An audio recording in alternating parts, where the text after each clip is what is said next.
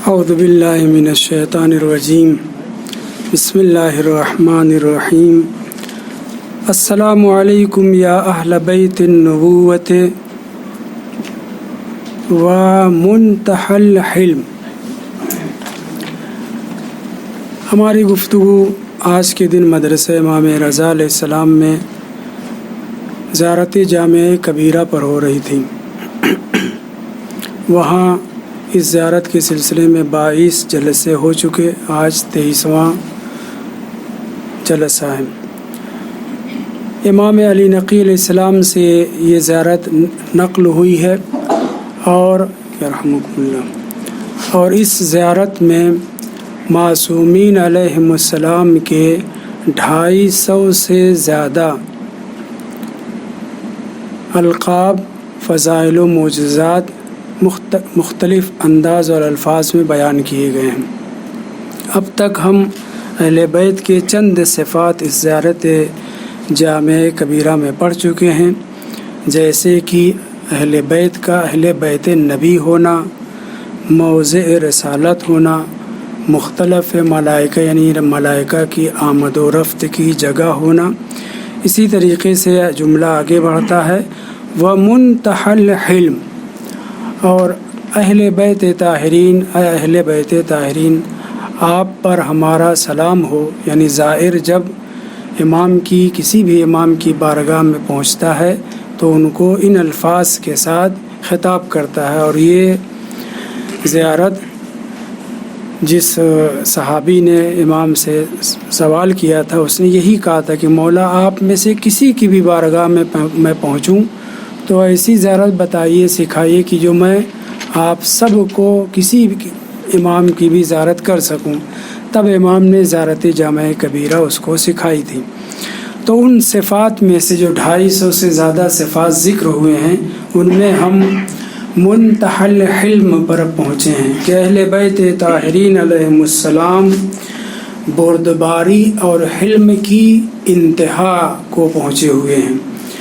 خداوند متعال نے قرآن مجید میں اپنے آپ کو بھی کئی جگہ پر علیم حلیم، غفور حلیم وغیرہ کے ذریعے سے ذکر کیا ہے، یعنی خداوند متعال اپنے بندوں کی نافرمانیوں اور مخالفتوں پر بے پناہ حلم و بردباری سے کام لیتا ہے، یعنی غیظ و غضب نہیں کرتا، فوراً انہیں سزا نہیں دیتا۔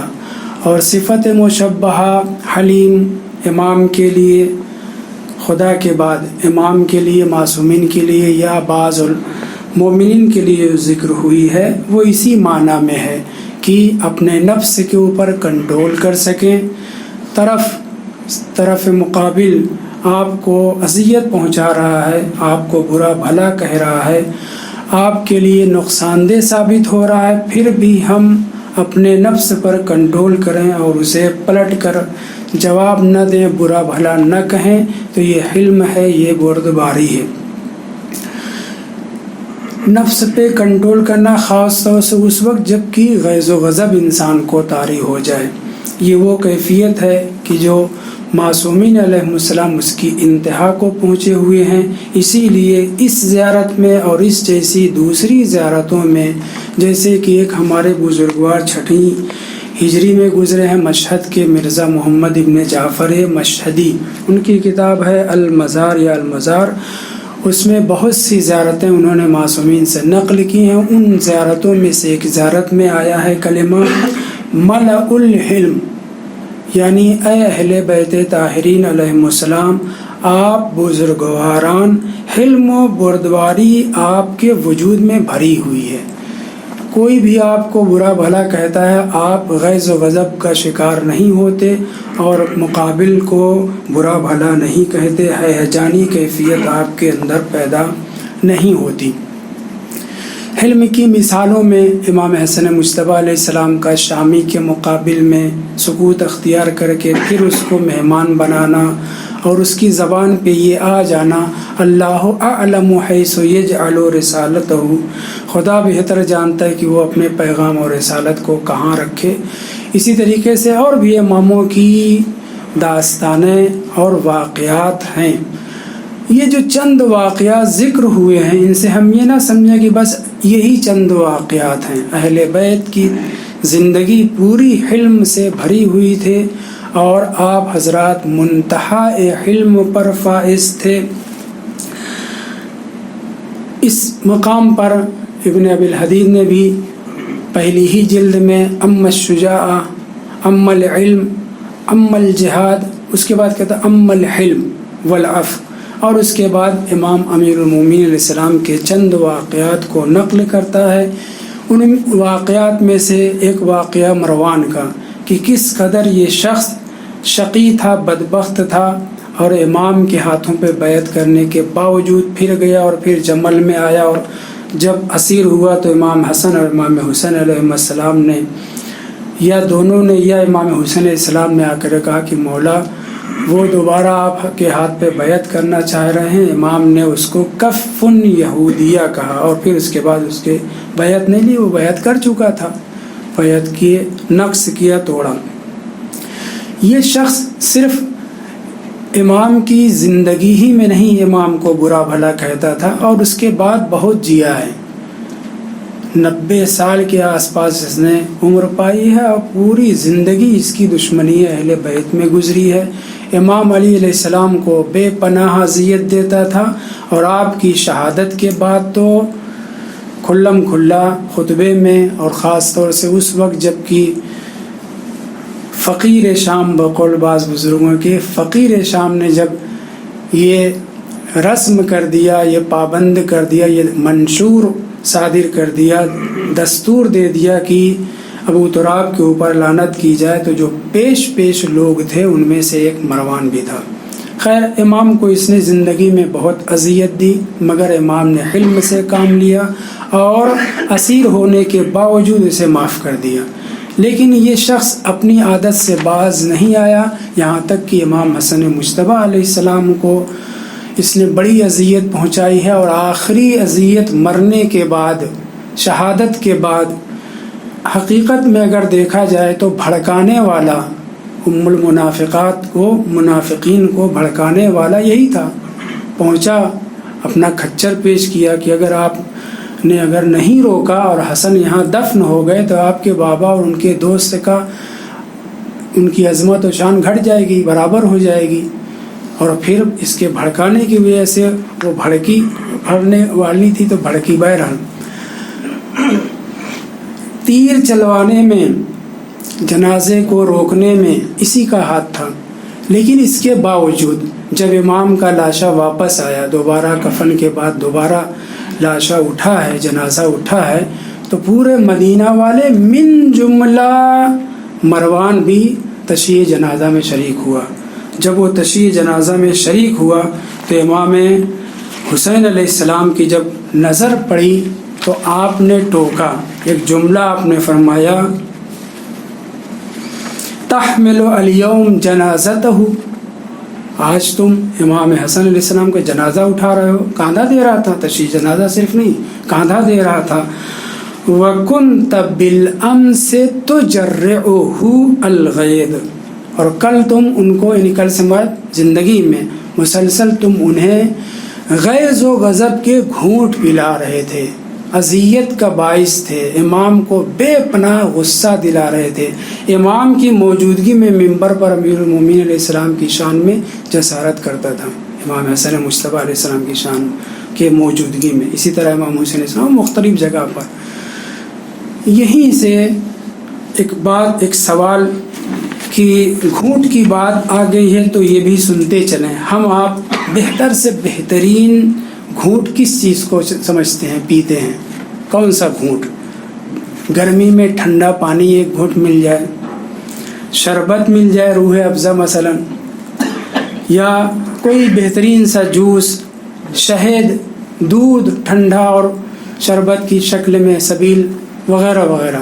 ہم ان سب چیزوں کو ظاہری طور پر سب سے پیارا، سب سے گوارا، سب سے زیادہ دل کو چھو لینے والا شربت وغیرہ سمجھتے ہیں. لیکن حضرت امام جعفر صادق علیہ السلام کی زبانی سنیں، آپ فرماتے ہیں نعم الجرعۃ، جرعہ یعنی ایک گھونٹ پانی پینا، جرعہ آب مشہور ہے. نعم الجرأت، بہترین گھونٹ نہ شہد ہے، نہ دودھ ہے، نہ شربت ہے، نہ جوس ہے، نہ کوئی چیز، الغیظ لمن صبر علیہا، غیظ و غضب، کسی نے آپ کو چھیڑ دیا، آپ کی شان میں جسارت کر دی، آپ کے پرانے زمانے کے عیوب بیان کر دیے وغیرہ، اور بہت سے حالات ایسے آتے ہیں، یا بلا وجہ آپ سے تو میں ہو گئی اور اس نے آپ کو برا بھلا کہا، اذیت کا باعث بنا، ایسے موقع پر ضبط نفس بہت سخت عمل ہے، ایسے موقع پہ صبر کر لینا۔ چوتھے امام فرماتے ہیں مجھے حیرت ہوتی ہے، تعجب ہوتی ہے، امام کو حیرت نہیں ہوتی، ظاہری طور پہ امام فرماتے ہیں کہ مجھے حیرت اور تعجب ہوتا ہے اس شخص کے اوپر کہ جو غیظ و غضب میں مبتلا کیا جائے اور صبر کر لے۔ یعنی بہترین تعبیر امام صادق علیہ السلام کی کیا ہے؟ نعم الجرأت، سب سے بہترین گھونٹ غیظ و غضب کا گھونٹ ہے جو انسان پی لیتا ہے اور صبر کر لیتا ہے اس موقع پر جب اسے بے پناہ الجھایا جاتا ہے اور غصہ دلایا جاتا ہے۔ امام کاظم علیہ السلام کا نام موسیٰ بن جعفر تھا، اصل نام موسیٰ تھا، اصل نام امام کا موسیٰ تھا۔ الکاظم امام کے القاب میں سے، صفات میں سے، لیکن یوں ہی ائمہ طاہرین کو کوئی صفت، کوئی لقب نہیں ملا ہے، امام نے بے پناہ صبر کے گھونٹ پیے ہیں۔ واپس آتے ہیں، امام علی علیہ السلام کے حلم اور بردباری کے اوپر گفتگو تھی۔ ایسے ہی دوسرا ملعون جس کی پیدائش ہی سبب بنی کہ اس کا باپ منحرف ہوا، جبکہ اہل بیت میں سے، بنی ہاشم میں سے، ہاشمی خون اہل بیت کا قریبی، بقول امام علی علیہ السلام کے ہم اہل بیت میں سے تھا۔ کون؟ زبیر، کئی مرتبہ تذکرہ ہو چکا ہے۔ یہ زبیر ابن العوام جناب صفیہ کا بیٹا، ہاشمی خون، رسول خدا کی پھوپھی کا بیٹا ہے، چچا زاد بھائی، پھپھیرا بھائی، سب کچھ ہے اس کے، اور دفاع بھی کیا ہے۔ جب جنگ میں مارا گیا اور تلوار امام کے ہاتھ میں پہنچی ہے، کس کی؟ زبیر کی، تو اس تلوار کو اٹھا کر کے مولا نے ارشاد فرمایا کہ یہ وہ تلوار ہے جس نے کتنی مرتبہ پیغمبر اسلام کے چہرے سے ہم و غم کو دور کیا ہے، مطلب یہ کہ دشمن کے مقابل میں اس تلوار نے کام کیا ہے۔ لیکن یہ ملعون جب پیدا ہوا تو جوان جب ہوا، ما زال الزبیر منا اہل البیت، من لفظ اہل البیت بھی استعمال، صرف منا نہیں ہے، منی کی منزلت، منا و منیت کے آپ پڑھ چکے ہیں، فمن تبعنی فانہ منی، وہ بھی ہے، ہم سب کے سب اہل بیت میں سے ہیں، محبت اور چاہت کے اعتبار سے، لیکن رشتے کے اعتبار سے بھی، عظمت کے اعتبار سے بھی، دفاع اور جہاد کے اعتبار سے بھی کوئی اہل بیت میں سے ہو، یہ بہت بڑا مرتبہ ہے۔ ما زال الزبیر منا اہل البیت حتی شب لہ ولدہ المیشوم، بعض میں مشؤوم، دونوں صحیح ہے، مشؤوم زیادہ صحیح ہے اور مشؤوم زیادہ عبارتوں میں آیا ہے۔ جب اس کا منحوس بیٹا جوان ہوا تو زبیر ہم سے پھر گیا اور یہاں تک کہ انحراف کا ایسا شکار ہوا کہ جمل میں مارا گیا، جو طلحہ و زبیر دونوں مارے گئے ہیں۔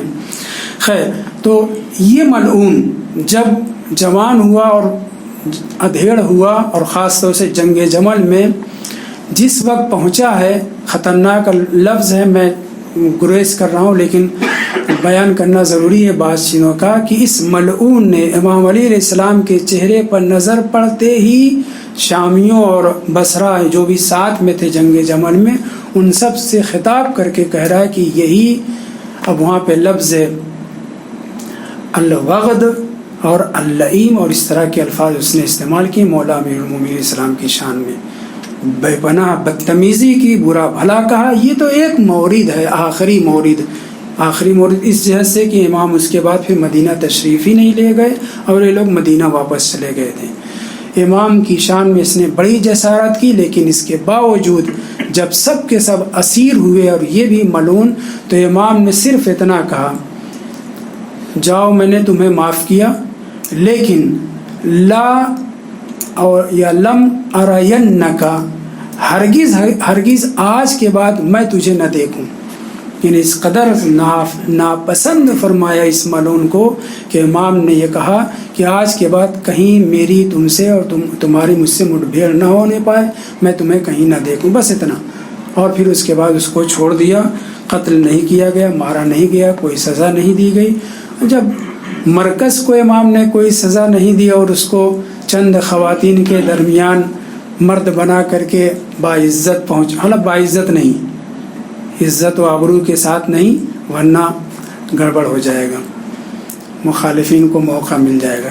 حقیقت میں عزت آبرو کے ساتھ نہیں. اور اس سلسلے میں اگر تفصیلات جاننا ہے تو الفاحشہ کتاب پڑھیے. الفاحشہ الوجہ الآخر لعائشہ، پورا نام یہ ہے، الفاحشہ الوجہ الآخر لعائشہ. 1000 سے زیادہ صفحات پر باریک کے ساتھ لکھی گئی ہے. اس کا مقدمہ ترجمہ ہو چکا ہے، چھپنے والا ہے. جی، تو مولا نے اس قدر بدتمیزیوں کے باوجود، اذیتوں کے باوجود اسے بھی اور اس کا جو سینٹر اور مرکز تھا اسے بھی معاف کر دیا. اس معافی کا سلسلہ تو یہ اواخر کا ہے. امام کس قدر حلیم تھے کہ وہ موقع ہم کبھی نہیں بھلا سکتے کہ امام کو ایسا بھی وقت آیا کہ جو کائنات کا شجاع ترین انسان تھا، اس کے ہاتھ میں صرف رسی نہیں باندھی گئی، گلے میں رسی باندھ کر کے ایسے کھینچا جا رہا تھا جیسے کوئی ایسا اونٹ جو رام نہ ہو رہا ہو، جو مالک کے قابو میں نہ آ رہا ہو، اس کو جیسے کھینچا جاتا ہے. یہ معاویہ نے اپنے خط میں باقاعدہ لکھا ہے کہ تمہیں اے علی ابن ابی طالب ایسے کھینچا جا رہا تھا جیسے ایک بگڑا ہوا اونٹ اسے کھینچ کر کے رام کیا جاتا ہے، ویسے ہی ان امام کے صرف ہاتھوں کو نہیں باندھا تھا بلکہ گلے میں رسی باندھ کر کے کھینچ کر کے لے کے گئے تھے. اس سے پہلے جو ظلم ہو چکا تھا وہ مصائب کے، اس پر امام کا صبر کرنا، عظیم ترین غیور ترین انسان کے سامنے اس کی زوجہ کے ساتھ بے حرمتی کی گئی، مگر امام نے صبر سے کام لیا. جب دربار میں پہنچے امام نے بہت سی باتیں کہی ہیں، بہت سی گفتگو ہوئی ہے، الاحتجاج میں موجود ہے ایک ٹکڑا. امام نے کہا اگر بیعت نہ کروں تو تم لوگ کیا کرو گے؟ اس نے کہا ہم آپ کو قتل کر دیں گے.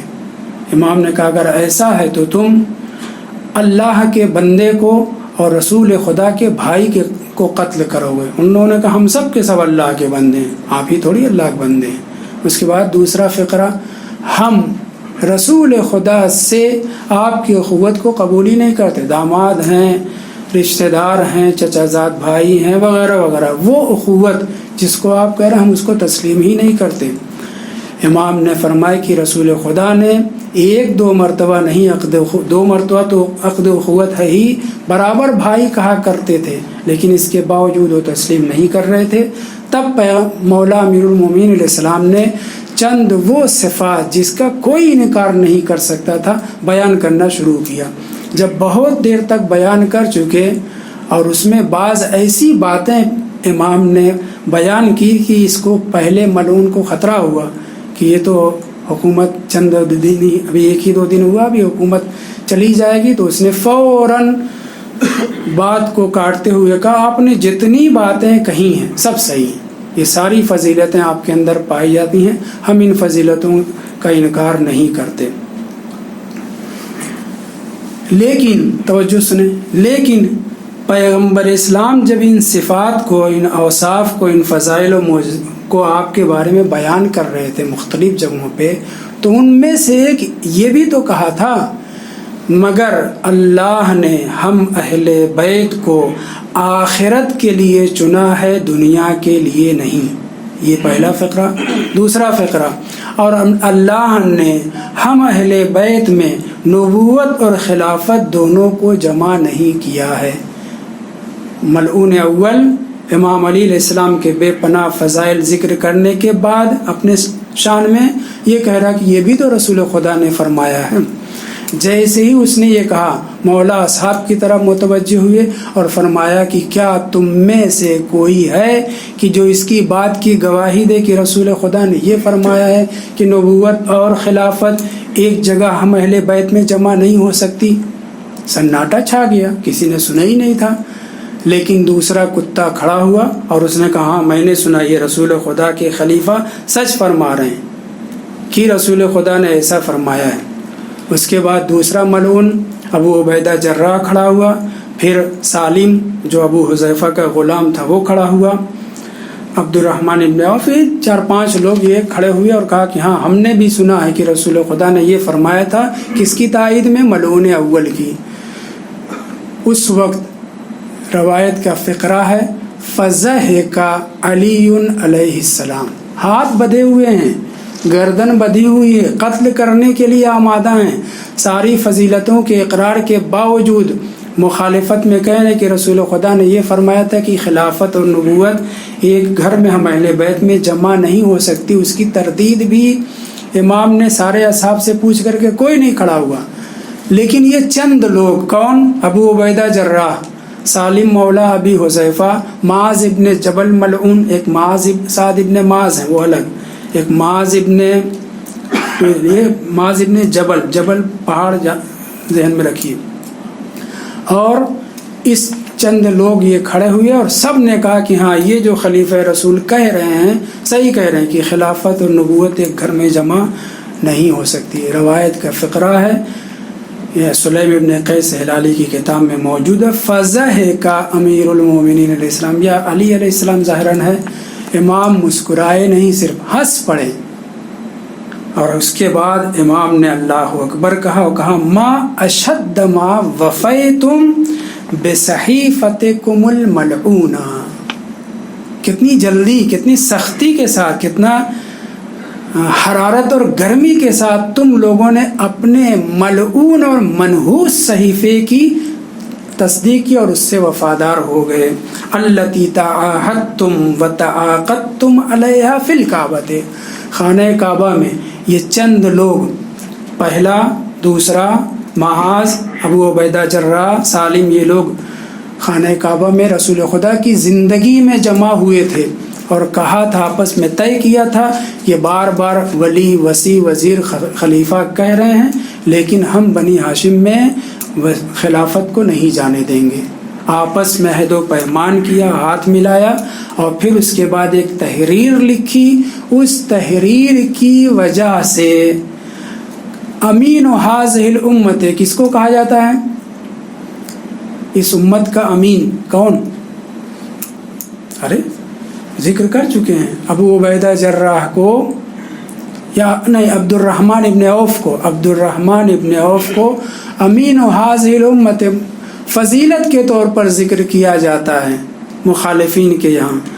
در حقیقت اس صحیفے کے لکھنے میں، عہد و پیمان کے طے کرنے میں یہ ملعون پیش تھا، اور پھر اس کو اس صحیفے خانہ کعبہ کے باہر نہیں، اندر جوف میں، خانہ کعبہ کے اندر ان لوگوں نے خدا کے گھر میں خدا کے ولی کی شان میں جسارت کر رہے ہیں، ان کے خلاف عہد و پیمان کر رہے ہیں۔ امام ہنس کر، مسکرا کر فرمانے کتنی جلدی تم نے اپنے منحوس صحیفے کے اوپر وفاداری کا ثبوت دیا۔ کس نے؟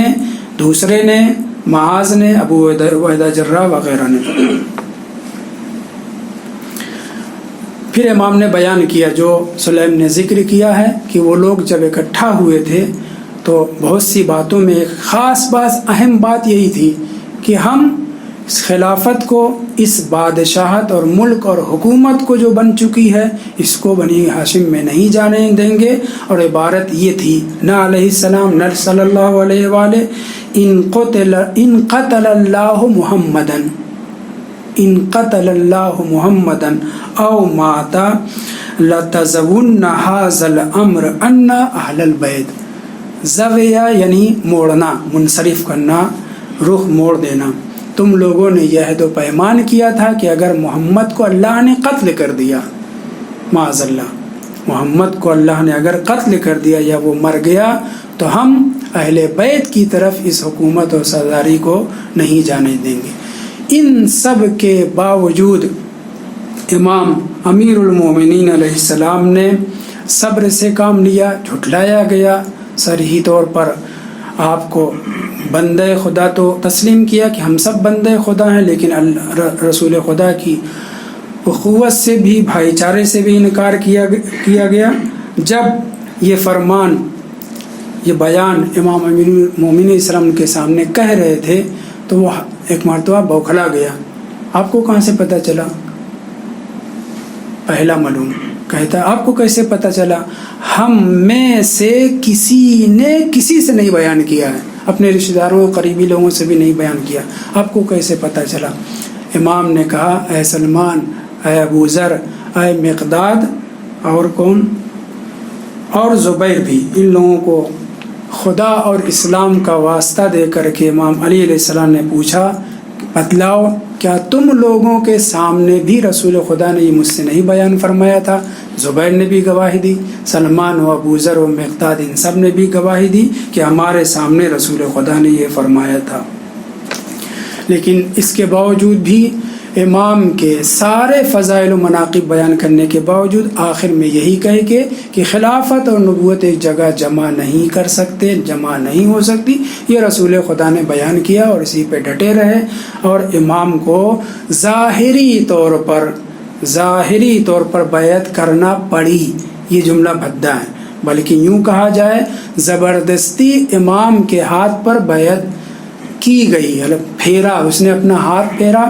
اور اس کے اثبات الوصیہ میں مسعودی نے لکھا ہے جب ہاتھ کھینچ رہے تھے، کھول رہے تھے، تو امام نے ایک مرتبہ ایسے جھٹکا دیا، سب کے سب گر پڑے، سب کے سب کھینچ گئے، اور پھر ہاتھ کھول نہیں سکے. بیعت کے لیے ہاتھ کھولنا ضروری ہے، ایسے ہی موڑے رہے، اور پھر اس نے ملعون نے اوپر سے ہاتھ خود ہی اپنا پھیر لیا. یہ بیعت کرنا ہے یا بیعت لینا؟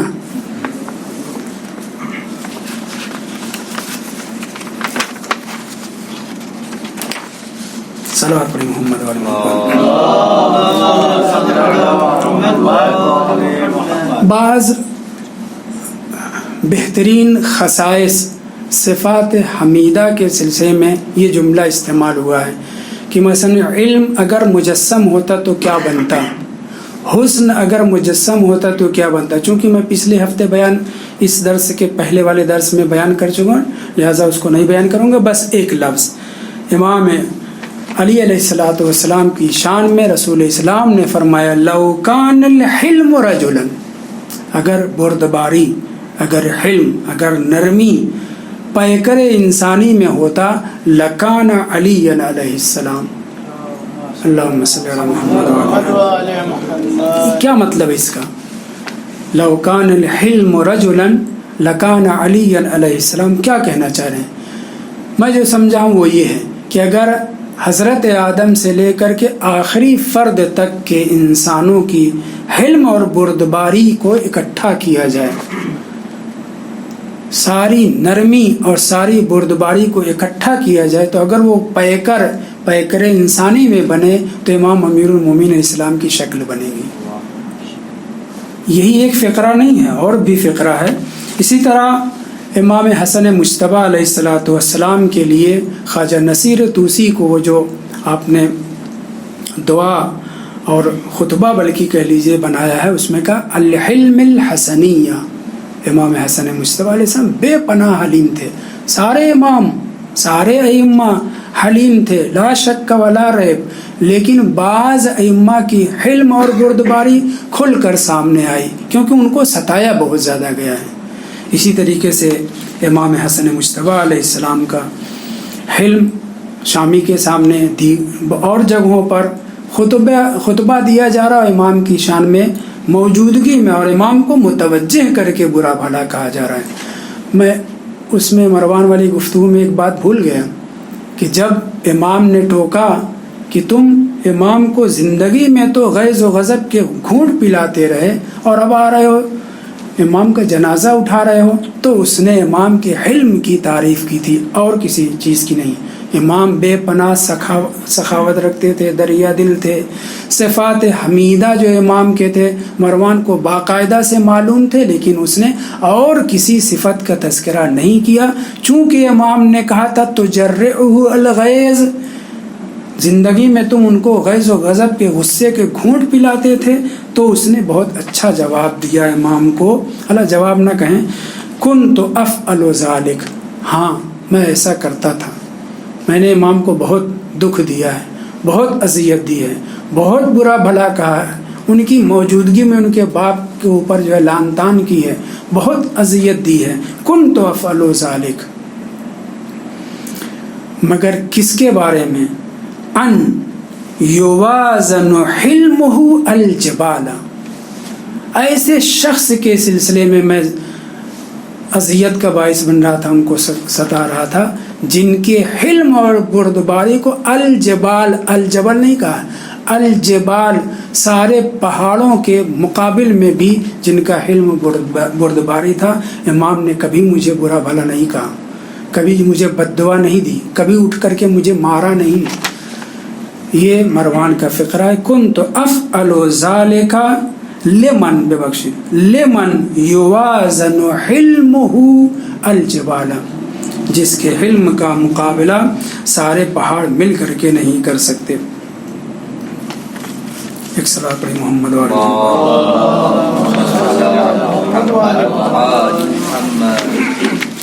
حلم و بردباری کے حوالے سے اب ہماری کیا ذمہ داری ہے؟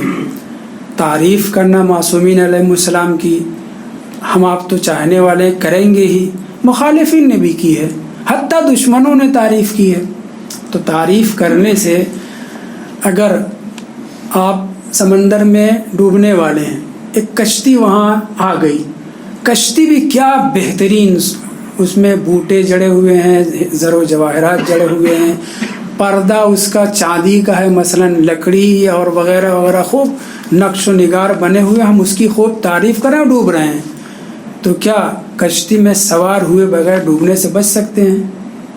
روایت نہیں، ایک شعر ہے، اس وقت مجھے شعر نہیں آ رہا ہے، یاد آ رہا ہے، عربی میں ہے، ایک مرتبہ شاید آپ کے سامنے بیان بھی کر چکا ہوں کہ ترج النجات وانت، مفہوم یہ ہے کہ تم نجات کے طالب ہو، بھور میں مجدھار میں آ گئے ہو، سیلاب میں ڈوب رہے ہو اور صرف کشتی کی تعریف کر رہے ہو. تو کیا تعریف کرنے سے کشتی کے اوپر جو لوگ سوار ہیں وہ تو بچ جائیں گے، تمہیں نجات مل جائے گا، نجات مل جائے گی؟ ہرگز نہیں.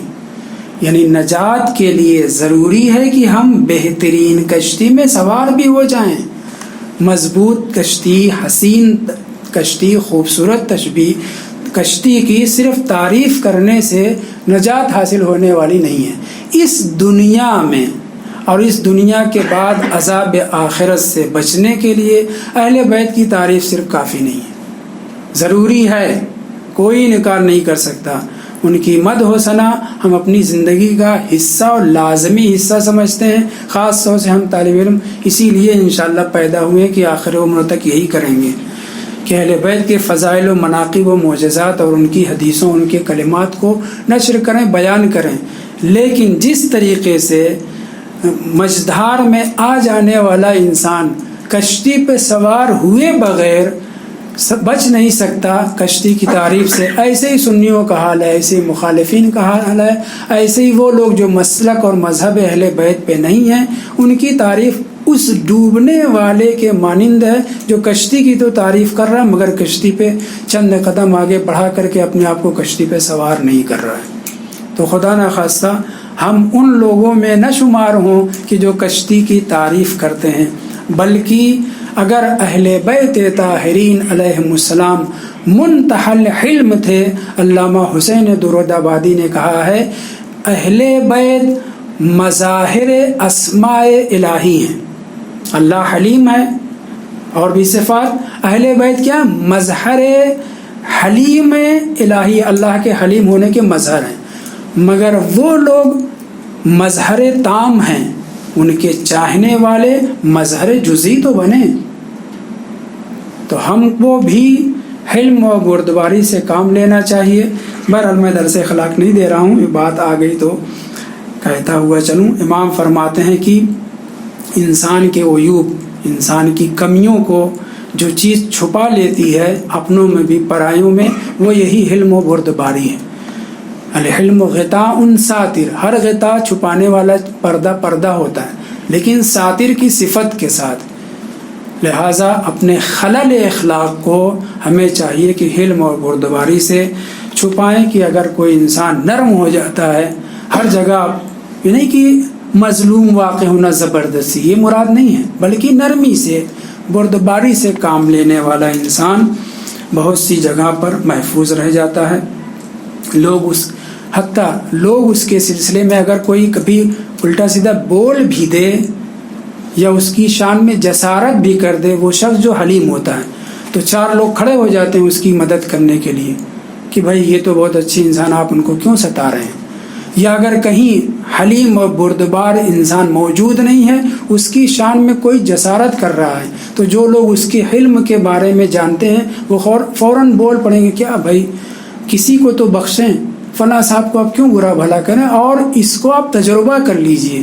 حقیقت میں ایسا ہے.